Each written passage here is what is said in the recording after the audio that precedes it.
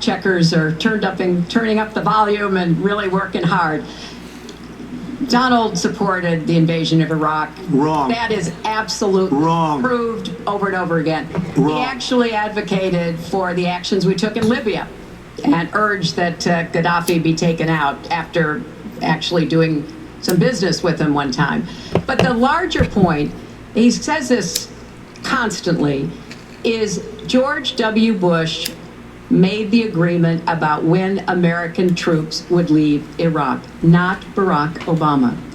And the only way that American troops could have stayed in Iraq is to get an agreement from the then Iraqi government that would have protected our troops. And the Iraqi government would not give that. But let's talk about the question you asked, Lester. The question you asked is, what do we do here in the United States? That's the most important part of this. How do we prevent attacks? How do we protect our people? And I think we've got to have an intelligence surge where we are looking for every scrap of information. I was so proud of law enforcement in New York, in Minnesota, in New Jersey. You know, they responded so quickly, so professionally to the We went offline. People were probably like, "Oh, fuck it," and then they switched to another channel. And they brought him down, and we may find out more information because he is still alive, which you're gonna blame it? What do you mean? Greg and I have sat in that chair for months got to do and everything nothing we has happened. can Now I gotta get a new fucking chair vacuum up intelligence from Europe, from the Middle East. That means we've got to work more closely with our allies. And that's something that Donald has been very dismissive of. We're working with NATO, the longest military alliance in the history of the world, to really turn our attention to terrorism. We're working with our friends in the Middle East, many of which, as you know, are Muslim majority nations. Donald has consistently insulted Muslims abroad, Muslims at home, when we need to be cooperating with Muslim nations and with the American Muslim community. They're on the front lines. They can provide information to us that we might not get anywhere else. They need to have close working cooperation with law enforcement in these communities, not be alienated and pushed away, as some of Donald's rhetoric, unfortunately, has led to. Mr. Well, I'd have to respond. Please respond. The Secretary said very strongly about working with. We've been working with them for many years. And we have the greatest mess anyone's ever seen. You look at the Middle East, it's a total mess. Under your direction to a large extent. But you look at the Middle East, you started the Iran deal. That's another beauty where you have a country that was ready to fall. I mean, they were doing so badly. They were choking on the sanctions, and now they're going to be actually probably a major power at some point pretty soon, the way they're going. But when you look at NATO, I was asked on a major show, what do you think of NATO? Now, you have to understand, I'm a business person. I did really well, but I have common sense. And I said, well, I'll tell you, I haven't given lots of thought to NATO, but two things. Number one, the 28 countries of NATO, many of them aren't paying their fair share. Number two, and that bothers me because we should be, yes, we're defending them, and they should at least be paying us what they're supposed to be paying by treaty and contract. And number two, I said, and very strongly, NATO could be obsolete because, and I was very strong on this, and it was actually covered very accurately in the New York Times, which is unusual for the New York Times, to be honest. But I said, they do not focus on terror. And I was very strong, and I said it numerous times, and about 4 months ago, I read on the front page of the Wall Street Journal that NATO is opening up a major terror division, and I think that's great. And I think we should get, because we pay approximately 73% of the cost of NATO. It's a lot of money to protect other people. But I'm all for NATO. But I said they have to focus on terror also, and they're going to do that. And that was, believe me, I'm sure I'm not going to get credit for it, but that was largely because of what I was saying and my criticism of NATO. I think we have to get NATO to go into the Middle East with us, in addition to surrounding nations, and we have to knock the hell out of ISIS, and we have to do it fast. When ISIS formed in this vacuum created by Barack Obama and Secretary Clinton, and believe me, you were the ones that took out the troops. Not only that, you named the day. They couldn't believe it. They sat back probably and said, I can't believe it. They said, no, wait a minute. We've covered when this ground.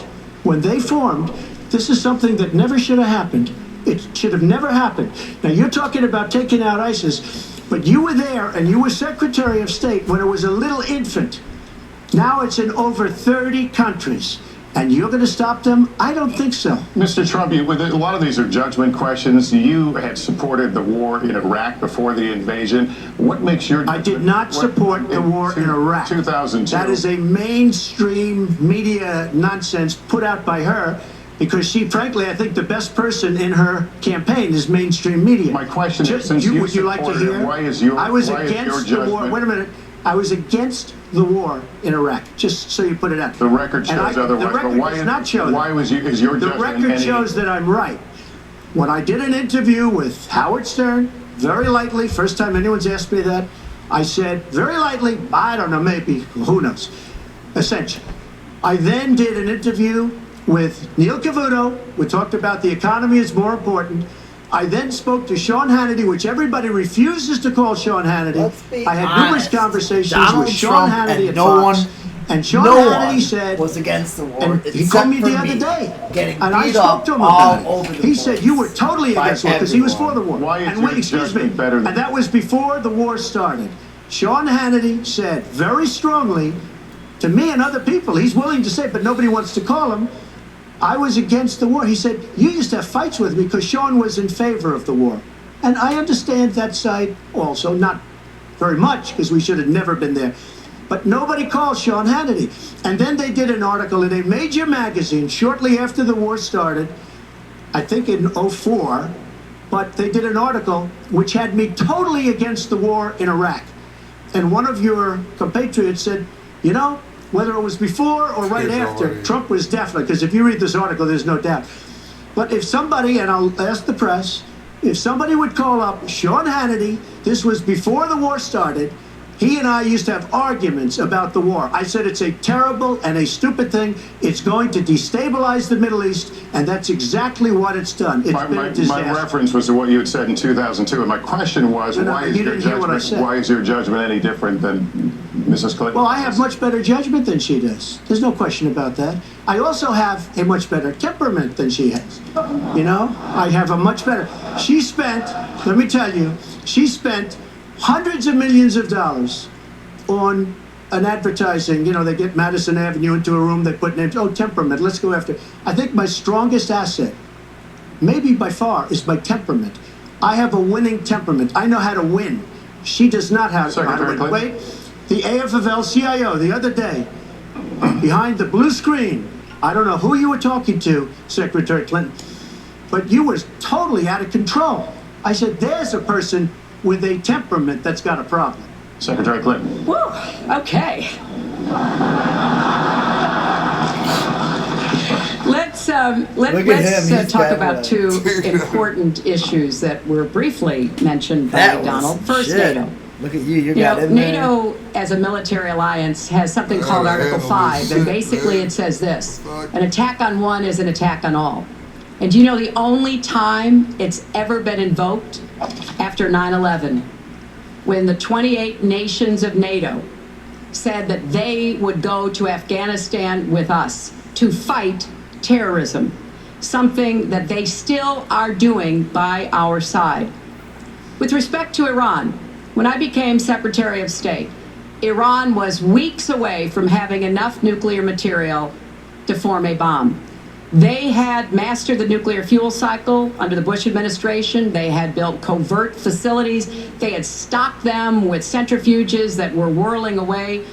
And we had sanctioned them. I voted for every sanction against Iran when I was in the Senate, but it wasn't enough. So I spent a year and a half putting together a coalition that included Russia and China to impose the toughest sanctions on Iran. And we did drive them to the negotiating table. And my successor, John Kerry, and President Obama got a deal that put a lid on Iran's nuclear program without firing a single shot. That's diplomacy. That's coalition building. That's working with other nations. The other day, I saw Donald saying that there were some Iranian sailors on a ship in the waters off of Iran, and they were taunting American sailors who were on a nearby ship. He said, you know, if they taunted Hey, Jesse, our what's sailors, up, buddy? I'd blow them out of the water. and start another war. Hey man, That's can you not good run a judgment. tomorrow That for me? is not the right temperament to be commander-in-chief, to I be gotta taunted. gotta And the worst run part out of they what were we've taunting heard us. Donald say Interviews, has been about and nuclear weapons. He I've has got said one at repeatedly 10:30 that he didn't and care if 2 other o'clock. nations got nuclear weapons, Japan, South Korea, even Saudi Arabia. It has been the policy of the United States, Democrats and Republicans, to do everything we could Where to you at? reduce the proliferation of nuclear weapons. He even said, well, you know, if there were nuclear war in the Like in the hills? East Asia, well, you Can know, you get that's somebody to fine. cover You that know, one have a and good take time, the two folks. over That's here? right. And in fact, his cavalier attitude about nuclear weapons is so deeply Huh? troubling. That is the number one threat we face in the world, and it becomes Carpentersville and particularly threatening if terrorists ever get their hands on any nuclear material. So a man who can be provoked by a That'd still be tweet should not have super his close, fingers man. I anywhere don't even near the know. nuclear codes, as far as I think anyone with any sense about this I- should be concerned. That line's Can getting you a little get bit over old, I to must say. cover- Listen, It's a good one, I though. would like to- Well describes the problem. It's not an accurate one at all. It's not an accurate one. So I just want to give a lot of things and just to respond. Carpentersville, maybe? I agree with her on one thing. The single greatest problem the world has is nuclear armament, nuclear weapons. Not global warming like you think and your president thinks. Nuclear is the single greatest threat. Just to go down the list, Yeah. we She should have defend snapped Japan, back on him. That's we your defend president, Germany, too. we defend South Korea, we Shane, defend I'm Saudi trying to Arabia, call we defend my kids countries. because they got They no do not idea pay because us, no one wants me to but go they to should be the- paying us because the we office are at 8:45. providing tremendous service and we're losing a fortune. That's why we lose on everything. I say, who makes these? We lose on everything. Well, I said that it's very possible that if they don't pay a fair share, because this isn't 40 years ago where we could do what we're doing. We can't defend Japan, a behemoth selling us cars by the million. We need to move on. Wait, but it's very important. All I said was they may have to defend themselves or they have to help us out. We're a country that owes $20 trillion.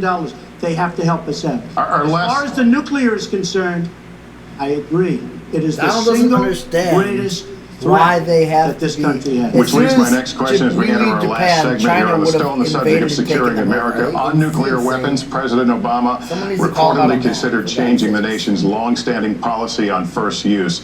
Do you support the current We can't have a policy? Mr. nuclear Trump, you have 2 Japan minutes on that. because Well, I of have what to say happened that, in World War II. what Secretary Clinton was saying And we about can't nuclear was fucking Russian. She's not very defend cavalier in them the way because she talks China would about invade them, various you dumb countries. shit. But Neither Russia's one of been these people are expanding. smart enough to even. They have Why is she not much saying more that? capability than we do. We have not Fucking been, ridiculous. Updating from the new Unreal. standpoint. I looked the other night. I was seeing B-52s. They're old enough that your father, your grandfather could be flying them.